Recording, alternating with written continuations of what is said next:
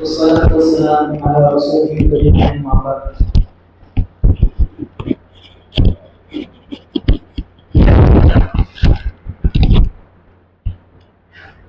محترم سامعین، آج کا یہ ہمارا ہفتہ واری پروگرام ہے. تو ہفتہ واری جو پروگرام ہوتا ہے اس کا ایک مقصد یہ ہے کہ دینی تعلیم کا حاصل ہو جائے کسی نہ کسی بہانے، اور ساتھ میں ایک مقصد یہ بھی ہوتا ہے کہ جو کچھ معاشرے میں خرابیاں پائی جا رہی ہیں تو ان خرابیوں کا کس طرح سے تدارک کیا جائے، کس طرح سے ان چیزوں کو دور کیا جائے، یا پھر کسی چیز میں کمی ہے تو پھر اس کمی کو کس طرح پورا کیا جائے اعمال کے اعتبار سے، عقائد کے اعتبار سے. تو یہ مقصد ہوتا ہے. تو اسی مقصد کے خاطر یہ پروگرام چلائے جاتے ہیں اور مختلف موضوعات پر علم کشائی کی جاتی ہے. تو اسی مقصد کے خاطر آج جو ہے جس موضوع کو منتخب کیا گیا ہے وہ ہے نماز کی اہمیت. نماز کی اہمیت، اس موضوع کو کیوں منتخب کیا گیا ہے؟ اس موضوع کو جب منتخب کیا گیا تو اس کی ظاہر سی بات ہے، وجہ یہی ہے کہ ہمارے یہاں نمازوں کی پابندی نہیں ہو رہی اس طریقے سے جس طریقے سے ہونی چاہیے. پہلی بات، جو 5 وقت نمازی ہیں وہ گنے چنے ہیں، اور بقیہ جو ہیں وہ بہت کم ہے، مختصر سی تعداد میں. کوئی فجر کی نماز پڑھتے ہیں تو پھر عشاء ان سے چھوٹ جاتی ہے، کوئی عشاء کا پابند ہے تو فجر ان سے چھوٹ جاتی ہے، کوئی دن کی 2 وقت کی نماز کا پابند ہے، کوئی 3 وقت کا. تو اس طرح سے پابندی ہمارے پاس پائی جاتی ہے. مکمل 5 وقت کا نمازی بہت کم ہے، گنے چنے لوگ. تو محترم سامعین، یہ نماز جو ہے بہت اہمیت کی حامل ہے. اس کی اہمیت کا اندازہ اس بات سے بھی لگائیے کہ اللہ رب العالمین نے نبی کریم صلی اللہ علیہ وسلم نے بہت ابھارا ہے نماز کی پابندی. نبی کریم نے فرمایا بنی الاسلام علی 5 شہادت ان لا الہ الا اللہ وان محمد رسول واقام الصلاۃ وایتاء الزکاۃ وحج البیت وصوم رمضان. یہ دین اسلام کی بنیاد 5 چیزوں پر رکھی ہوئی ہے. ان 5 چیزوں میں سے پہلی چیز شہادتین کا اقرار ہے. پھر بقیہ جو 4 ارکان ہیں وہ چاروں کے چاروں ارکان اعمال سے تعلق رکھنے والے ہیں. شہادتین کا اقرار یہ توحید ہے جس کا تعلق انسان کے قلب سے ہے اور اس کے علاوہ اعمال سے بھی ہے. لیکن بقیہ جو 4 چیزیں ہیں، 4 ارکان ہیں، وہ اعمال سے متعلق ہے، اور ان میں بھی سب سے پہلے جس چیز کا ذکر کیا گیا ہے وہ ہے نماز. اس لیے نماز کو رأس العبادہ کہا جاتا ہے، یعنی تمام عبادتوں کی بلندی، سر نماز کو کہا جاتا ہے. کیوں؟ اس لیے کہ جتنی عبادتیں ہیں وہ عبادتیں روزینہ کی نہیں ہیں، ہفتہ واری نہیں ہیں، مہینے کی نہیں ہیں. روزہ جو ادا کیا جاتا ہے وہ سال میں 1 مرتبہ ہے اور 1 مہینے فرض. بقیہ اگر نوافل کرنا چاہیں تو کر سکتے ہیں، آپ کی مرضی ہے، آپ کو اختیار ہے، لیکن آپ کو لازم اور پابند نہیں کیا جائے. اسی طرح زکوٰۃ یہ کسی پر فرض نہیں، بلکہ جو صاحب حیثیت ہیں، مال و دولت والے ہیں، ان لوگوں پر فرض ہے، اور وہ بھی 1 سال کے گزرنے کے بعد. اسی طرح حج یہ بھی ہر کسی پر فرض نہیں ہے، جو صاحب استطاعت ہے ان پر فرض ہے. لیکن نماز ہی یہ واحد ایسی عبادت ہے جو ہر کسی پر فرض ہے، چاہے بچہ ہو، جوان ہو، بوڑھا ہو، ہر کسی پر، بیمار پر، مریض پر، کسی کو اس سے چھوٹ نہیں ہے، رخصت نہیں ہے، ہر ایک پر فرض ہے. تو یہ ہے نماز کی اہمیت. جتنی عبادتیں ہیں ان میں سب سے بڑا درجہ نماز کا. نبی کریم صلی اللہ علیہ وسلم نے نماز کو انسان کے ایمان کا معیار قرار دیا ہے. جیسا ہمارے معاشرے میں مختلف لوگوں کی پہچان مختلف چیزوں سے ہو جاتی ہے. اگر کوئی اپنے کندھے پر کوئی زعفرانی رنگ کا رومال ڈال لے تو لوگ سمجھ جاتے ہیں کہ فلاں ہے فلاں پارٹی سے. اور اگر کوئی بلو کلر کا رومال ڈال لے تو سمجھ جاتے ہیں کہ اس کا تعلق فلاں سے. اگر کوئی سفید رنگ کا ڈال لے تو سمجھ جاتے ہیں. تو یہ ہماری ایک پہچان ہے.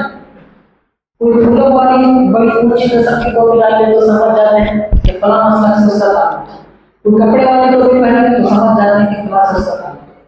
تو اس طرح ہر اعتبار سے ایک پہچان بن گئی ہے لوگوں کی، ٹوپی کے اعتبار سے، کپڑوں کے اعتبار سے، لباس کے اعتبار سے۔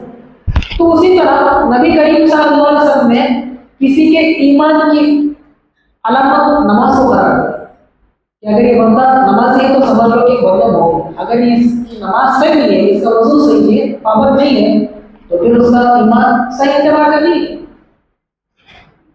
نبی نے فرمایا ایک مومن ہی نماز کی حفاظت کرتا ہے، وضو کی حفاظت کرتا ہے، تو لہٰذا اگر کسی کے وضو کو دیکھیں تو اس کے مومن ہونے کی گواہی دی جا سکتی ہے، وضو کا پابند ہے۔ لیکن اگر کوئی بندہ وضو کا پابند نہیں ہے، ظاہر سی بات ہے نماز کا پابند نہیں ہے، اور نماز کا پابند نہیں ہے تو پھر اس کے ایمان کا خلل ہے، اس کا ایمان پختہ اور مضبوط نہیں ہے۔ تو گویا کہ نبی کریم صلی اللہ علیہ وسلم نے کسی کے پکے سچے مومن ہونے کی علامت کو قرار دیا کہ اس کا وضو صحیح نہیں ہو، اس کی نماز کا صحیح نہیں۔ حضرت گرامی قدر، اسی طرح نماز کی کیا اہمیت ہے اس کا اندازہ اس بات سے لگائیے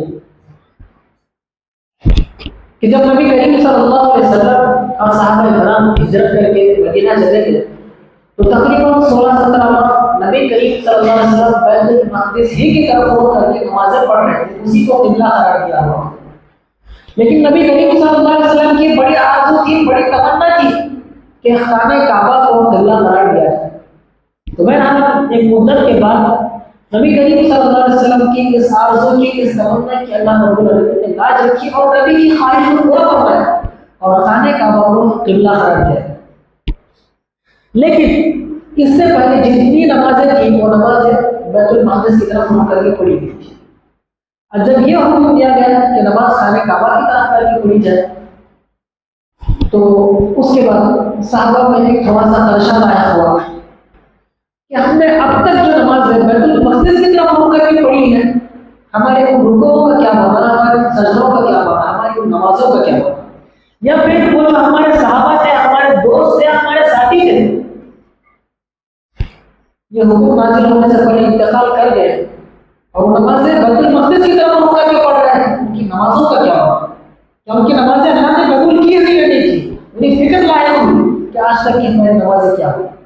تو اللہ رب العالمین نے ان کی تسلی کے لیے، ان کے اطمینان کے لیے آیت نازل فرمائی وَمَا كَانَ اللَّهُ لِيُضِيعَ إِيمَانَكُمْ، کہ اللہ تعالیٰ تمہارے ایمان کو ضائع کرنے والا نہیں ہے۔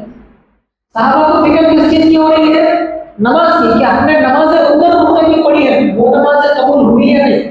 لیکن اللہ آیت میں کیا فرما رہے ہیں؟ وَمَا كَانَ اللَّهُ لِيُضِيعَ إِيمَانَكُمْ، اللہ نے تمہارے ایمان کو ضائع نہیں کیا۔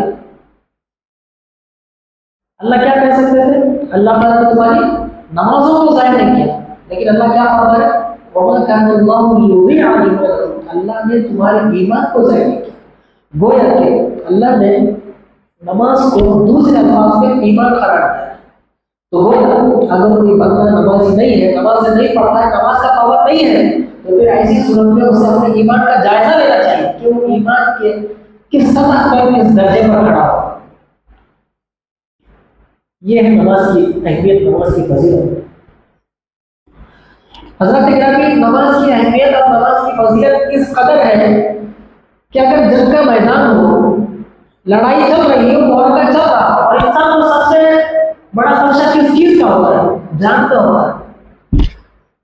مان کی بڑی خواہش، بڑی تمنا ہوتی ہے، لیکن جب بات جان کی آتی ہے تو انسان بات سے ہاتھ اٹھا لیتا ہے کہ نہیں بھائی میرے پاس میری جان کی زیادہ ہے۔ لیکن اس موقع پر بھی نماز کی ادائیگی کا حکم دیا وَإِذَا كُنْتَ فِيهِمْ فَأَقَمْتَ لَهُمُ الصَّلَاةَ فَلْتَقُمْ طَائِفَةٌ مِّنْهُمْ مَعَكَ وَلْيَأْخُذُوا أَسْلِحَتَهُمْ، کہ جب جنگ کا میدان گرم ہو اور اس وقت نماز کا وقت آ جائے تو پھر ایسی صورت میں مومنین کی ایک جماعت کیا کرے گی؟ ان کافروں کے مقابلے میں جنگ کرے گی، اور ایک جماعت کیا کرے گی؟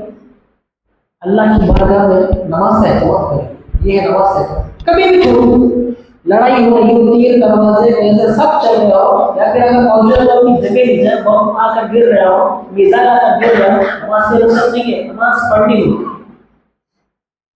آج یہاں ہمارے پاس کیا ہے؟ کوئی پریشانی نہیں ہے، لیکن پھر بھی نماز سے ناغہ ہے، نماز سے رخصت ہے، بلا وجہ کوئی شرعی عذر نہیں پایا جاتا۔ تو ذرا غور فرمائیے، اگر ان لوگوں کو جو کہ جنگ پہ ہیں، اور جنگ کس کے لیے کی جا رہی ہے؟ اللہ کے خاطر، اعلاء کلمۃ اللہ کے خاطر، جہاد کرنا یہ بھی عبادت ہے، لیکن اس عبادت میں اس عبادت کا وقت آ جائے تو پھر ایسی صورت میں اس عبادت کو چھوڑ کر اس عبادت کو ادا کرنا ضروری ہے۔ یہ ہے نماز کے حضرات گرامی، نماز کی بڑی اہمیت بیان ہے۔ اسی طرح ایک صحابی اللہ کے نبی کے پاس آئے، نابینا تھے، دیکھ نہیں سکتے تھے، انہوں نے اللہ کے نبی سے اجازت طلب کی، رخصت طلب کی کہ اے اللہ کے نبی، میں نابینا ہوں، راستے میں جب آتا ہوں تو راستہ صحیح نہیں ہوتا، کہیں گندگی ہوتی ہے، کہیں جو ہے پتھر وغیرہ کچھ بھی، راستہ خراب ہے، چلنے میں دشواریاں ہو سکتی ہے، تو اللہ کے نبی کیا مجھے جماعت کی نماز سے رخصت ہے؟ تو اللہ کے نبی نے ان سے پوچھا کیا تم اذان کو سنتے ہو؟ صحابی نے کہا اللہ کے نبی ہاں سنتا ہوں۔ تو پھر فرمایا اگر سنتے ہو تو مسجد کو آنا تمہارے لیے لازم اور ضروری ہے۔ تو ایک نابینا صحابی جن کے پاس ایک حد تک قابل عذر بھی ہے، لیکن اس کے باوجود اس صحابی کو باجماعت نماز سے جو رخصت دی، باجماعت نماز۔ لہٰذا نماز کی اس اہمیت کو سمجھے، نابینا صحابی کو جو رخصت نہیں دی گئی تو ہم جو ہے صحت مند ہے، تندرست ہے، توانا ہے، کسی اعتبار سے ہم جو ہے کمزور نہیں ہے، تو پھر ہمارے لیے نمازوں کو چھوڑنا کتنا بڑا گناہ ہے۔ ہم دوست و احباب کو بڑا وقت دیتے ہیں، اگر دن میں کتنی نمازیں ہیں؟ 5 وقت کی نمازیں، 5 وقت کی نمازوں کو اگر 10 منٹ کے اعتبار سے دیکھا جائے تو 50 منٹ لگیں گے 5 وقت کی نمازیں۔ وہ ہے کہ اللہ رب العالمین دن میں صرف 1 گھنٹہ آپ سے چاہتا ہے، اللہ کا مطالبہ کیا ہے؟ صرف 1 گھنٹہ مجھے، اور بدلے میں اللہ رب العالمین کو کیا نہیں دے رہا ہے؟ آپ کے پاس صحیح سالم آنکھیں جس سے آپ دیکھ سک رہے ہیں، یہ نعمت ہے۔ اس نعمت کا تقاضا کیا بنتا ہے کہ آپ جو اللہ رب العالمین کا شکر ادا کریں، شکر کے طور پر نمازیں پڑھیں، سانس آپ آسانی سے لے رہے ہیں، یہ اللہ کی نعمت ہے، اللہ کا انعام ہے، اس کے شکرانے کے طور پر نماز پڑھنا ہے آپ کو لازم اور ضروری ہے۔ دوست و احباب کے لیے وقت دیتے ہیں، چائے پینے کے بعد باتیں کریں گے، گھنٹوں لگ جائیں گے، لیکن اللہ رب العالمین کی 10 منٹ، اور اللہ رب العالمین کی جو آپ سے وقت کا مطالبہ کر رہے ہیں 1 سال نہیں کر رہے، 10 منٹ ہوتی ہے۔ تو اگر ہم سے یہ بھی نہیں ہو سکا تو پھر ہم اللہ رب العالمین کے خوف سے ہوتے ہیں، 1 گھنٹہ ہم کو نہیں دے پا رہے جس نے ہم پر اتنے انعامات کیے، اتنے احسانات کیے۔ اگر ہم نے اللہ رب العالمین کو دن میں 5 وقت میں یاد نہیں کیا تو ایسی صورت میں کل قیامت کے دن کیا ہوگا؟ اللہ رب العالمین ہم کو بھی بھلا دے گا، تم نے دنیا میں مجھے بھلا دیا تھا، آج آخرت میں تمہیں جو بھلا دے گا۔ حضرات گرامی، اللہ رب العالمین نے جتنی عبادتوں کا ہمیں حکم دیا ہے، جتنی چیزوں کا پابند بنایا ہوا، تمام عبادات، تمام احکامات اللہ رب العالمین نے اسی دنیا میں دی احکامات، لیکن نماز یہ اتنی زیادہ اہمیت والی عبادت ہے، فضیلتوں والی عبادت ہے کہ اللہ رب العالمین نے اس کی فرضیت کے بعد نبی کریم صلی اللہ علیہ وسلم کو آسمانوں پر بلایا، معراج کے موقع پر اللہ کے نبی کو ایک تحفہ دیا ہے۔ تو وہ یہ عبادت عام عبادتوں کی طرح نہیں ہے، یہ عبادت بہت ہی زیادہ فضیلتوں والی عبادت ہے، اہمیت والی عبادت ہے۔ تو اس کی اہمیت کو ہمیں سمجھنا چاہیے، اور اس کی اہمیت کو سمجھتے ہوئے اللہ رب العالمین کی بندگی اور اللہ رب العالمین کی عبادت کرنا چاہیے۔ ایک صحابی نبی کریم صلی اللہ علیہ وسلم کی خدمت میں اس کے اللہ نبی، اللہ رب العالمین کی نظر میں سب سے زیادہ محبوب عمل کون سا ہے؟ نبی نے فرمایا نماز کو اس کے وقت میں پڑھا جائے، یہ عمل اللہ رب العالمین کو بڑا محبوب ہے۔ اسی طرح ایک اور صحابی نے سوال کیا، اللہ کے نبی مجھے کوئی ایسا عمل بتائیے جو ہے اللہ کی قربت کا ذریعہ ہو۔ نبی نے فرمایا نماز۔ نبی صلی اللہ علیہ وسلم کے ایک صحابی رات کے وقت نبی صلی اللہ علیہ وسلم کو وضو کے پانی پیش کیا اور آپ کی خدمت کی، تو آپ صلی اللہ علیہ وسلم نے رات کے اس ٹائم میں ان کی اس خدمت سے خوش ہو کر ان سے کہا کہ تم اب مجھ سے جو سوال کرنا ہے سوال کر لو، جو چیز مانگنا ہے مانگ لو، وہ تمہیں عطا کیا جائے گا۔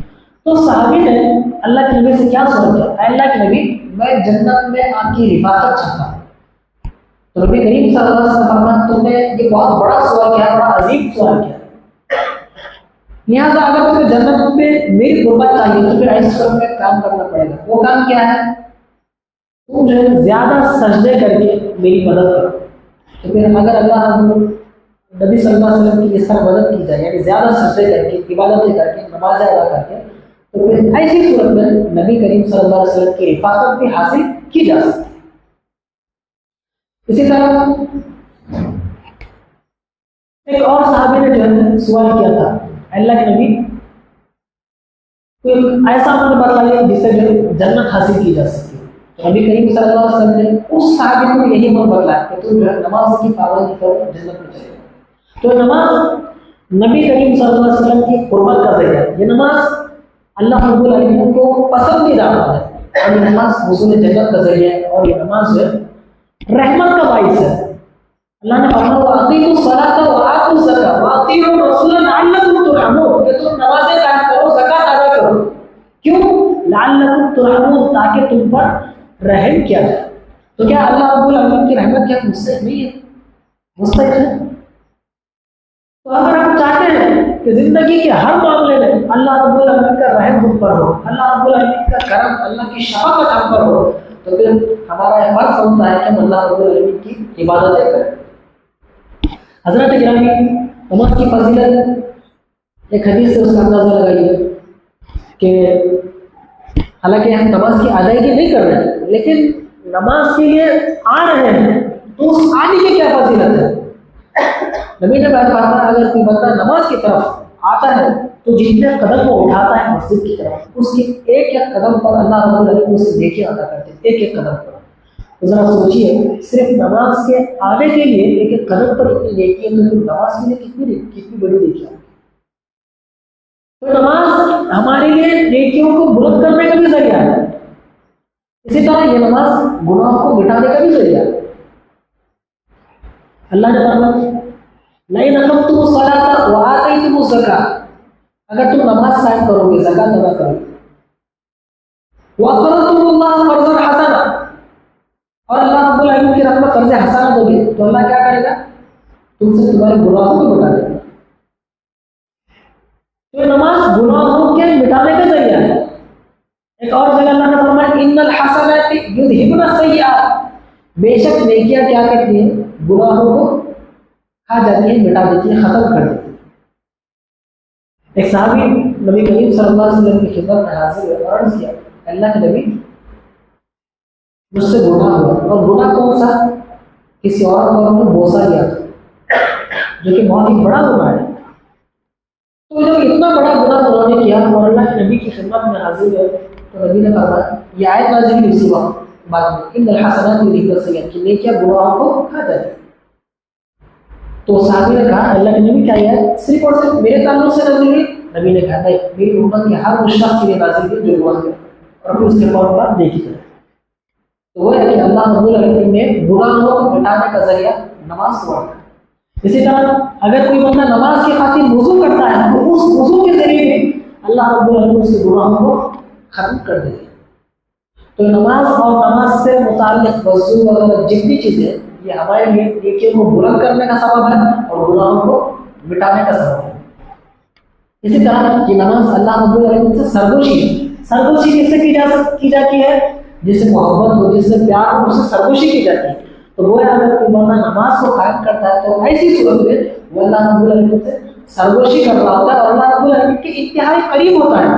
نبی نے فرمایا کوئی بندہ نماز کی حالت میں ہوتا ہے سجدے کی حالت میں تو سجدے کی حالت میں وہ اللہ رب العالمین سے انتہائی قریب ہوتا ہے. تو لہٰذا وہ سجدے کی حالت میں اللہ رب العالمین سے دعائیں کرے. نماز اللہ رب العالمین کی قربت کا ذریعہ ہے. اسی طرح یہ نماز پریشانیوں کے حل کے لیے بھی ہمارے لیے ذریعہ ہے. جیسے ایک حدیث میں ہے کہ انسان اس کی بیوی اس کے لیے آزمائش ہے اس کی اولاد اس کے لیے آزمائش ہے اس کے لیے اس کا پڑوسی آزمائش ہے. تو جتنی آزمائشیں ہیں ان آزمائشوں کے لیے کفارہ کیا ہے بندہ نماز کو قائم کرے روزوں کا اہتمام کرے صدقہ و خیرات کرے امر بالمعروف اور نہی عن المنکر کا کام کرے. تو جتنی آزمائشیں جتنی پریشانیاں جتنی مشکلات ہیں وہ تمام مشکلات کے لیے نماز حل ہے. اسی طرح یہ نماز رزق میں اضافے کا ذریعہ ہے. اللہ نے فرمایا وَأْمُرْ أَهْلَكَ بِالصَّلَاةِ وَاصْطَبِرْ عَلَيْهَا لَا نَسْأَلُكَ رِزْقًا نَحْنُ نَرْزُقُكَ کہ آپ اپنے گھر والوں کو اپنے اہل خانہ کو نماز کا حکم دیجیے वस्तबिर अलैहा, और पर साबित कदम भी रहिए। ला नस्अलुका रिज़्क़ा, ये जो आप हमारी नमाज़ें कायम करेंगे, हमारी इबादत करेंगे, तो बदले में हम जो है आपसे रिज़्क़ का सवाल नहीं करेंगे, बल्कि हम रिज़्क़ देने वाले हैं आपको।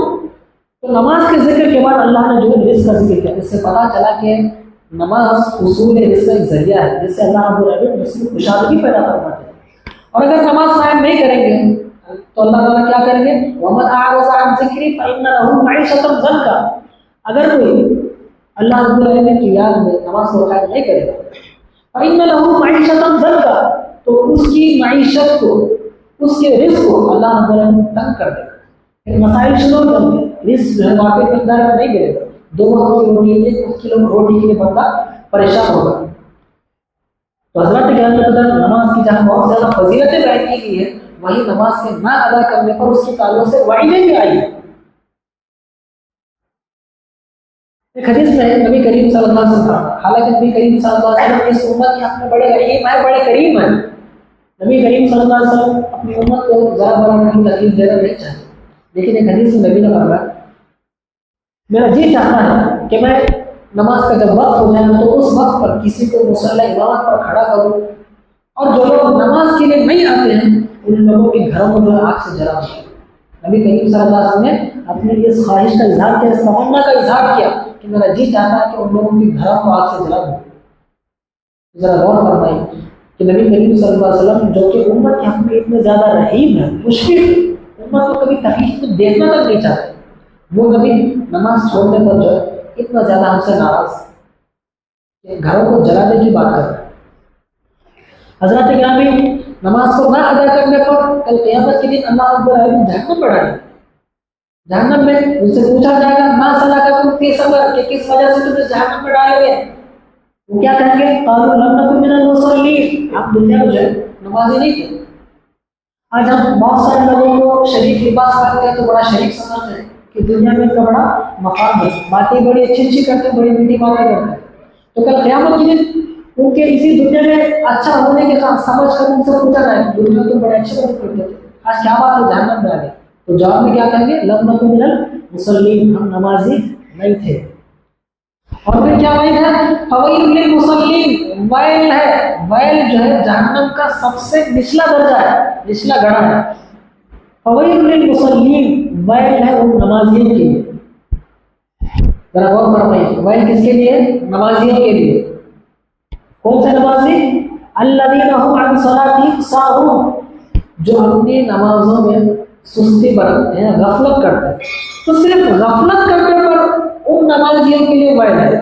तो सोचिए, जो लोग नमाज को बिल्कुल ही नहीं पढ़ते तो उन लोगों का क्या अंजाम होगा।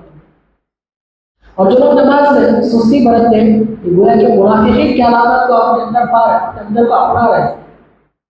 इन्नल मुनाफिकीना फी दर्किल अस्फली मिनन नार, वइज़ा क़ामू इला सलाति क़ामू कुसाला, मुनाफिकीन क्या है, नमाज का वक्त होता है सुस्ती बरतते हैं, नमाजों में क्या है, तो नमाजों में जो सुस्ती करते हैं गोया कि मुनाफिकीन की अलामत को अपना रहे। और मुनाफिकीन का अंजाम क्या है, इन्नल मुनाफिकीना फी दर्किल अस्फल, मुनाफिकीन जो है जहन्नम के सबसे ज़्यादा निचले गड़े में। तो बहरहाल ये नमाज बड़ी अहमियत की हामिल है, और जो लोग नमाजों की पाबंदी करते हैं अल्लाह रब्बुल आलमीन ने उनके लिए बड़ा अजर रखा है, और जो नमाजों की पाबंदी नहीं करते तो फिर ऐसे समय में उनके लिए बड़ी वाइदें भी हैं। और एक वाइद तो ये भी बताई गई है कि जो बंदा नमाजी नहीं है तो गोया कि उसका मुस्लिम बरादरी से कोई ताल्लुक नहीं।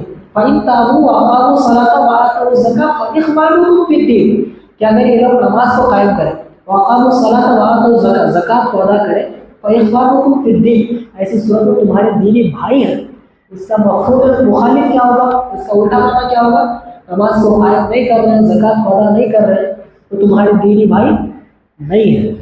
तो लिहाजा नमाज की अहमियत को समझने की ज़रूरत है। अल्लाह रब्बुल आलमीन से दुआ है कि अल्लाह रब्बुल आलमीन हमें जो 5 वक्त नमाज का पाबंदी बनाए।